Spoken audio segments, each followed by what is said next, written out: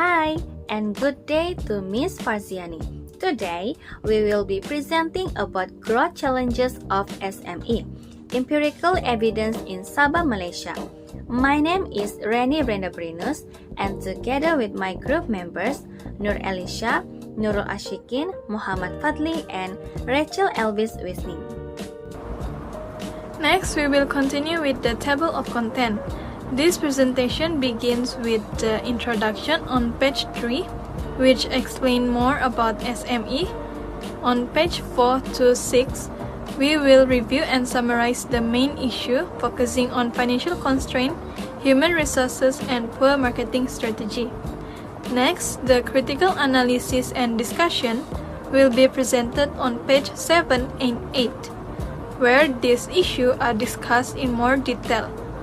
The investment appraisal process and advice will be covered on page 9 to 11, providing advice on the action to be taken by using selected discussion-making techniques. Finally, the presentation concludes on page 12 with a summary of the key points and findings. To begin, let's look at how small, medium enterprise are classified. All SMEs must be registered with SSM or equivalent bodies. The classification is split into two main sectors, manufacturing and services and other sectors. Micro enterprise in both sectors are defined as having a sales turnover of less than 300,000 or fewer than 5 employees. For the manufacturing sector, a small company has a turnover between 300,000 to 15 million or 5 to 70 employees. A medium company has a turnover between 15 million to 50 million or 75 to 1,200 employees.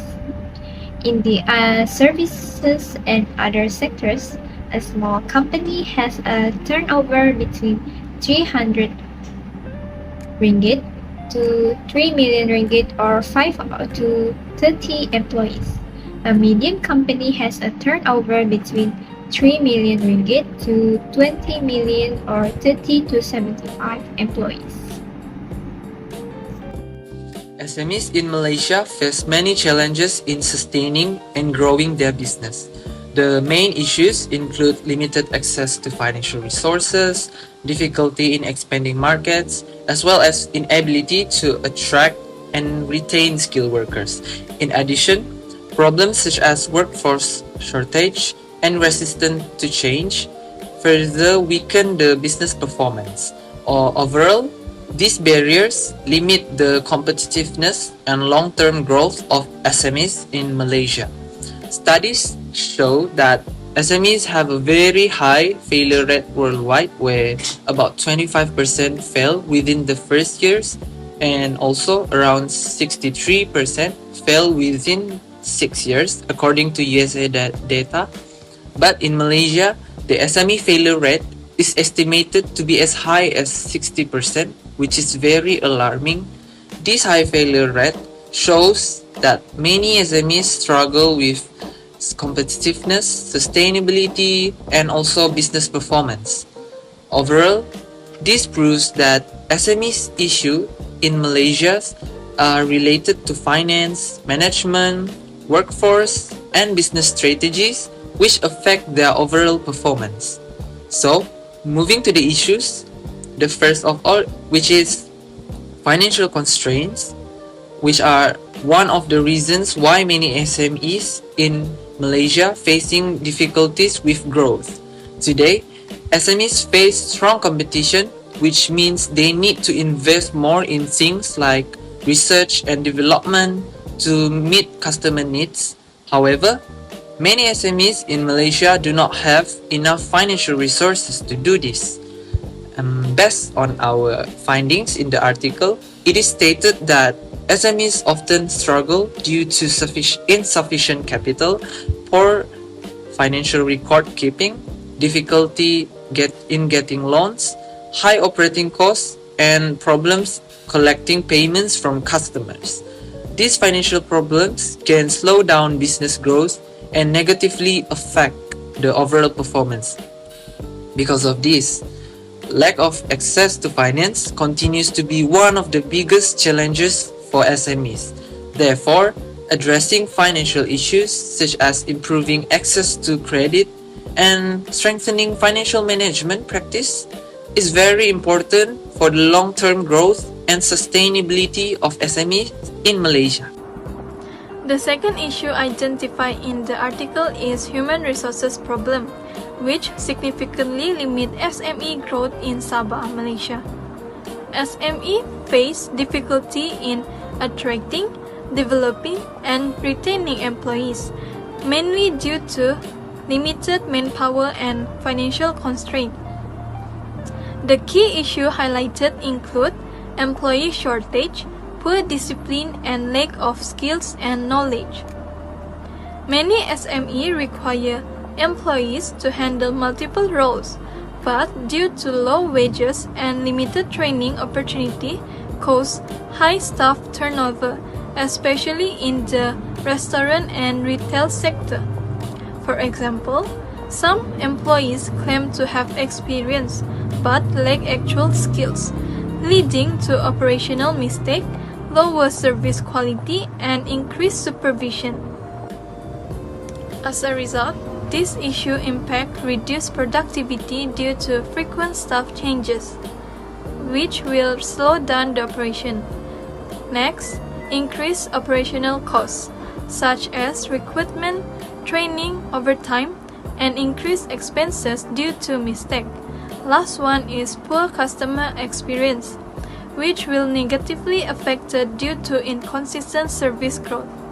Next, I will pass to my friends to continue. Our last issue is about poor marketing strategy.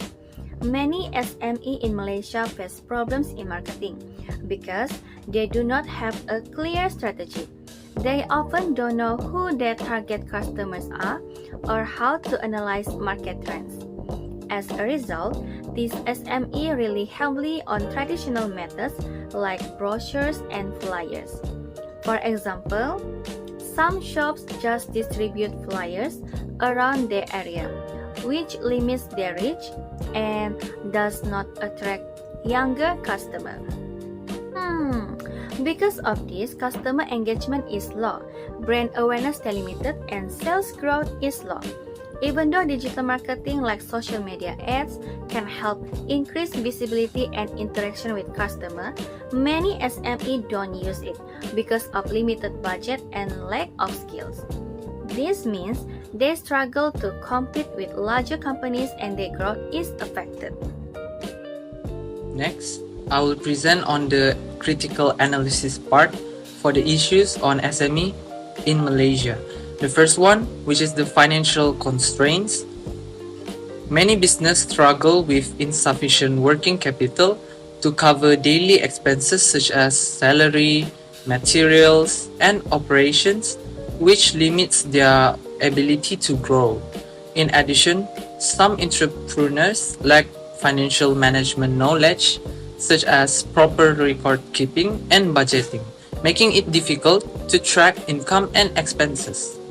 The problem is worsened by low awareness of government financial aid, showing that the issue is not only about lack of money, but also weak financial planning and limited access to information. Moving on to the next one, which is the human resources issues. Many SMEs struggle with employee shortage, high turnover, poor discipline, lack of skills, and difficulty in finding committed staff. These issues affect daily operations, making it hard for business to serve customers efficiently and maintain smooth workflows. For example, high turnover means that employees often leave within months, forcing the business to constantly hire and train new staff, which also increase the cost and disrupts the productivity.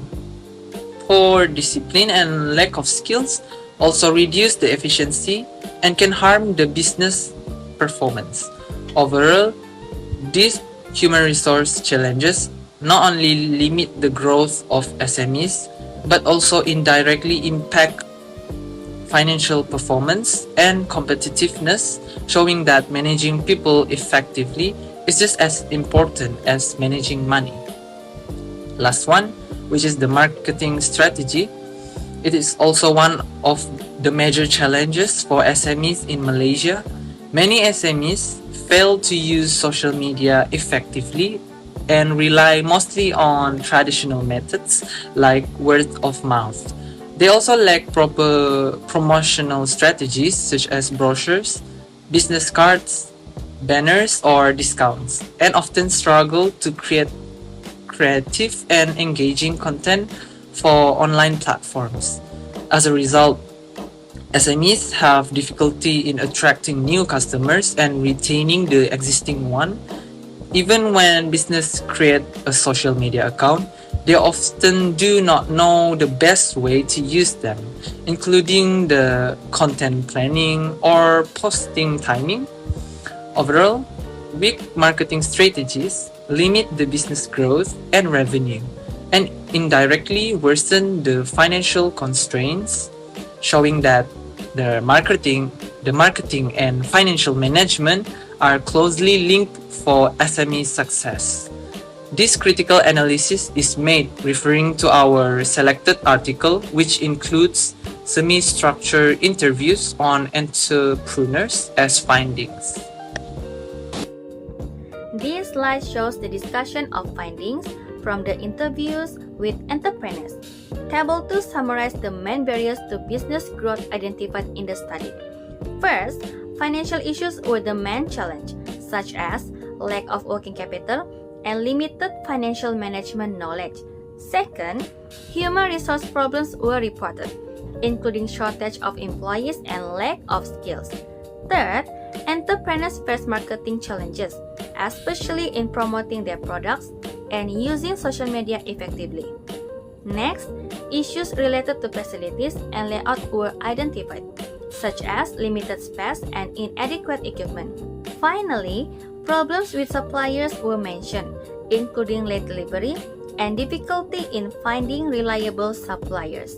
Overall, these findings show that entrepreneurs face multiple challenges that affect their business growth. This is the investment appraisal process. It begins with generating investment proposals that align directly with our firm's strategic goals. Once a proposal is identified, we move into the critical phase of estimating and evaluating relevant after-tax incremental cash flows to determine the project's true financial viability. Our ultimate objective in this selection process is to choose projects that maximize shareholders' wealth and deliver the highest value. Finally, the process does not end once the project starts. We must continuously reevaluate these projects for control purposes and conduct early post-audits upon completion to ensure they met their targets and plan for future investment.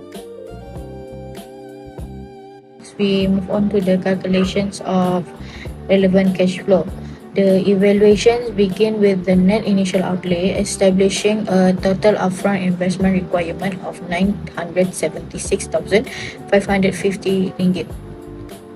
The capitalized cost of the new asset is 1,337,550 ringgit, which accounts for the purchase price of 1,255,000 ringgit, plus all the acquisition costs including custom duties, transportations, and insurance. We have further integrated an incremental working capital requirement of 15,000 ringgit to account for necessary inventory levels. To arrive at the net figure, these outflows are mitigated by 350,000 ringgit in proceed for the disposal of the legacy machine. Crucially, because the old machine was liquidated at a 100,000 ringgit loss relative to its book value, we have captured a tax saving of 26,000 ringgit, which serve as a cash inflow by reducing our corporate tax liability. Okay, next we move on to annual differential cash flow. Projecting into the operational pace for year 1 to year 8, the investment is expected to yield an annual differential cash flow of 256,945 ringgit. This performance is underpinned by a gross operating benefits of 640,000 ringgit realized through a 610,000 ringgit surge in revenue and a 30,000 ringgit efficiency gain in defect reduction.